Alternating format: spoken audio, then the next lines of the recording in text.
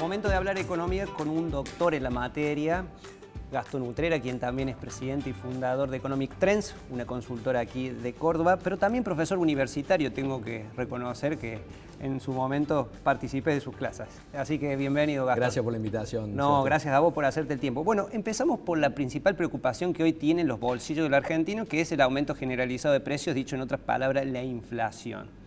En ese sentido, ¿qué perspectivas hay, por lo menos para lo que viene de febrero, y si podés anticiparnos algunos meses posteriores? Mira, primero algo que creo que es muy importante y muy útil para entender qué está pasando con la inflación y por lo tanto pensar qué puede ocurrir durante el año, que es la comparación con dos momentos históricos de Argentina, comparación que te adelanto favorable para el momento actual, para que nadie se asuste, porque la comparación es con la hiperinflación del 89 y con el Rodrigazo de 1975.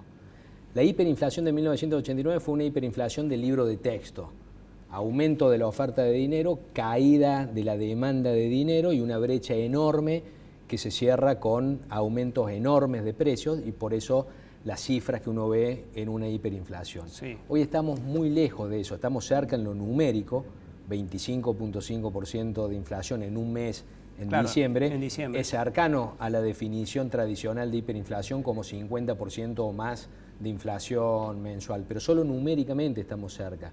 En cuanto al proceso, este proceso es muy diferente porque no está ocurriendo lo que ocurre en las hiperinflaciones, que se desploma la demanda de dinero y por lo tanto se escapa el dólar, cosa que no está ocurriendo. Sí, de hecho el dólar informal bajó en las últimas jornadas y también despertó interrogante por qué se produjo esa situación. Eso, Sebastián, no ocurre en medio de una hiperinflación. Claro.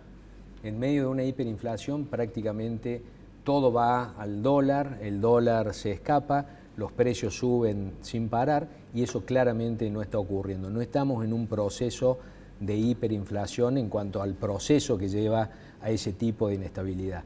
Esto es más parecido en un sentido a lo que ocurrió en 1975, el famoso Rodrigazo, porque en aquel momento la disparada de la inflación fue por el acomodamiento de precios regulados que estaban atrasados. Bien, ¿qué es suba fuerte del tipo de cambio, como ocurrió en diciembre, en cierta suba forma, de precio de combustibles. Estamos como en un sinceramiento en este momento. Estamos de precios.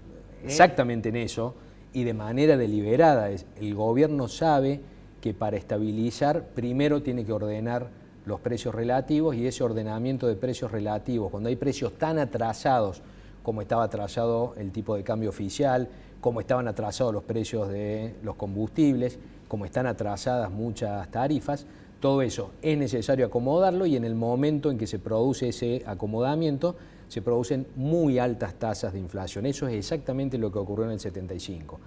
En esa ocasión comenzó un periodo de altísima inestabilidad macroeconómica que terminó 14 años después en la hiperinflación del 89, pero en circunstancias totalmente distintas, afortunadamente, a las actuales. Había un gobierno en descomposición, había muerto Perón un año antes, estaba Isabel Perón en un gobierno que se venía desgranando, con un déficit fiscal enorme, una emisión enorme, todo lo contrario de lo que ocurre acá, donde tenemos un gobierno nuevo que todavía confía en que parte de la opinión pública lo banca en todos estos ajustes y con un convencimiento, jugando contra el tiempo obviamente, con un convencimiento desde el presidente para abajo en que hay que cerrar el déficit fiscal y la emisión de dinero para financiar el déficit fiscal. Bien, hecha esa aclaración, te pregunto ya por lo que puede ser los índices de febrero. He escuchado a algunos consultores, colegas tuyos, economistas, referentes a nivel nacional, estimar que para febrero podría rondar la inflación entre 18 y 20%. ¿Vos lo ves un número racional a eso? Es muy probable que ocurra eso, que en marzo también tengamos otro mes de muy alta inflación.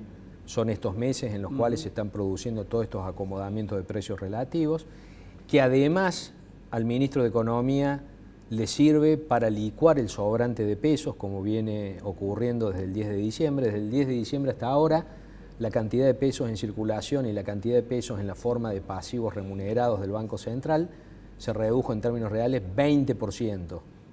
Se redujo esa masa de dinero en un 20%. En términos reales, en términos de cantidad de dinero. Exacto. Es más que el 10 de diciembre, pero cuando uno descuenta inflación de diciembre y enero, el valor real de todo eso se redujo 20%. Y con estas perspectivas de inflación que estamos hablando para febrero y para marzo, Eso seguramente va a seguir ocurriendo, además del retiro de pesos que está haciendo a través de distintos instrumentos el Banco Central. Por eso no es descabellado pensar que a partir de abril podría bajar drásticamente la inflación. Bueno, ahí estamos viendo en pantalla una proyección que ha hecho el doctor también en Economía, Domingo Cavallo, exministro también de la misma cartera a nivel nacional. Bueno, eso que planteó es coherente con esto que estoy planteando. Bueno, exactamente, por eso te escuchaba vos decir, agradezco ahí el director y de producción lo ha puesto en pantalla, y está marcando que inclusive podría llegar a un dígito antes del segundo semestre, Cavallo. Algunos dicen no, después del segundo semestre.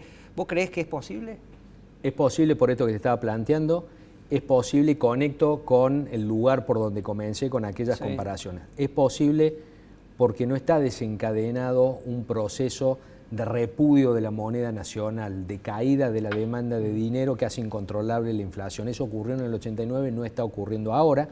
Ahora está ocurriendo solo el efecto del cambio de precios relativos, y esa inflación, una vez que se acomoden los precios, podría bajar drásticamente en los próximos meses, en la medida en que el Banco Central siga absorbiendo pesos de la manera como lo viene haciendo. Ese, de alguna manera, es lo que está por detrás de estas proyecciones que hace el doctor Cavallo.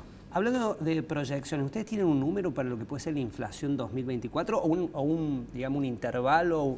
Mira, el primer número que uno podría hacer es, si tenemos 20% de inflación en enero, ponerle otro 20% de inflación en febrero, 15% en marzo, y si de ahí en adelante tuviéramos ese 7% que mostraba el doctor Cavallo durante 9 meses en el año, ese acumulado da 200% en el año, con mucha inflación acumulada en los primeros 3 meses y una inflación menor en el resto del año. Por lo cual, traducir, menos de eso es impensable porque tendría que bajar mucho más drásticamente de lo que planteó el doctor Cavallo. Me quedo con ese dato. Menos de 200% es casi impensable. Para traducir a las personas que nos están viendo, cuando decimos 200% es triplicar los precios prácticamente en un año. Es exactamente eso, es triplicarlo, aumentarlo 200% y que los precios se tripliquen de punta a punta en el año. Pero después de haber pasado la enorme inflación de diciembre, enero, febrero y posiblemente marzo, esas tasas de inflación, que serían un escándalo en cualquier país del mundo, del 7% mensual,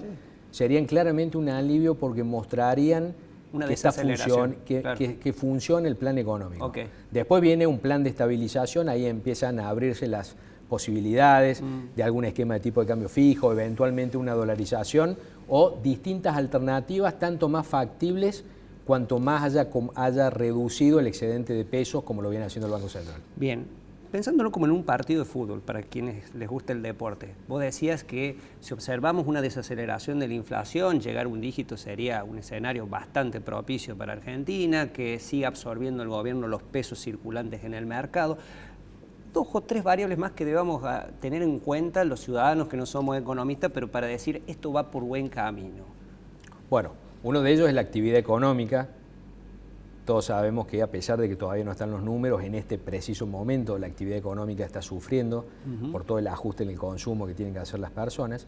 Eso podría compensarse a partir de abril con más actividad agropecuaria y el derrame que eso genera, y hay que ver qué ocurre con el resto de las actividades económicas. Ahí el gobierno estuvo a punto de cometer un error enorme con los famosos derechos de exportación para las manufacturas industriales. Afortunadamente eso no ocurrió, por lo menos hasta ahora, quedaron libres esos derechos de exportación, y ahí, en la medida en que se ordene el comercio exterior y no se atrase demasiado el tipo de cambio oficial, el sector industrial y todos los sectores exportadores podrían contribuir a compensar esa caída del consumo en la actividad económica. Te detengo en ese punto porque muchos analistas están especulando cuál puede ser el impacto potencial del DNU, la ley Ómnibus. Vos hablabas de sectores exportadores. Bueno, Córdoba es muy fuerte en lo que refiere a la agroindustria, el turismo, que también son, digamos, sectores económicos. ¿Vos crees que si saliera con esta reducción de artículos puede favorecer a Córdoba, una provincia como la nuestra,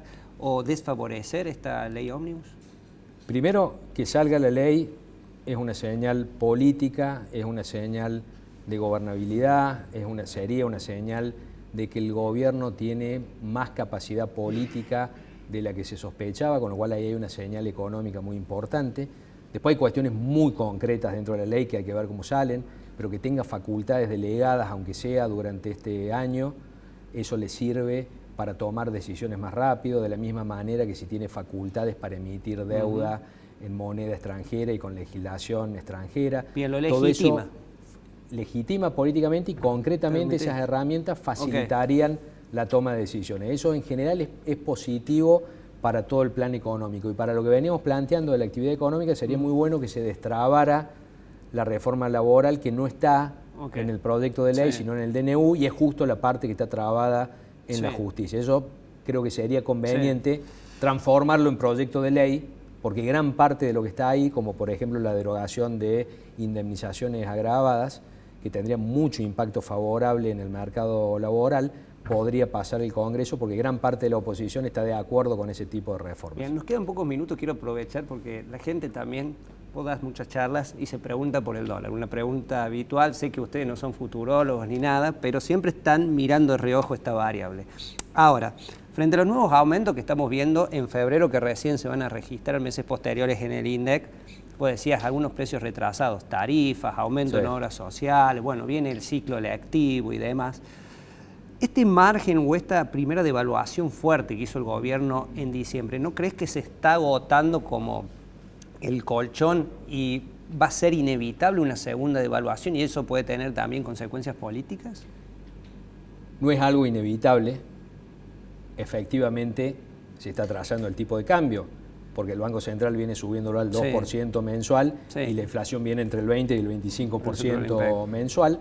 Para eso, previamente, lo subió en diciembre más de lo que se esperaba, a aquellos 800 pesos por dólar. El cálculo es si esto llega hasta abril, que es cuando empiezan a entrar los dólares de la cosecha. Y a este ritmo, ¿y te parece que la inflación llegaría a niveles, por la inflación que estuvimos hablando, si se dieran esos niveles de inflación, llegaría en abril a un nivel parecido a aquellos 350 de agosto del año pasado, ¿qué sería? Que todos coincidían en que eso estaba bien. Es decir, funcionaría el comercio exterior si no pasara de largo ahí. Esto sería manejable a partir de abril. Bueno, habría que ver, porque a partir de abril, ahí volvemos a la tabla de proyecciones del doctor Gávalo, ahí el tipo de cambio oficial supera los 1.000 pesos y él hacia fin de año proyecta un dólar oficial a 1.800. Está bien, pero fíjate, fíjate que ahí de 800 hasta 1.000 está subiendo poco más del 20%, está subiendo 25% con una suba ahí entre marzo o abril. Ese tipo de salto, dados estos niveles de inflación, no es un salto equiparable al de diciembre. Lo que tenemos que tratar de que no ocurra es un salto que acelere de nuevo la inflación y que genere complicaciones después para bajarla.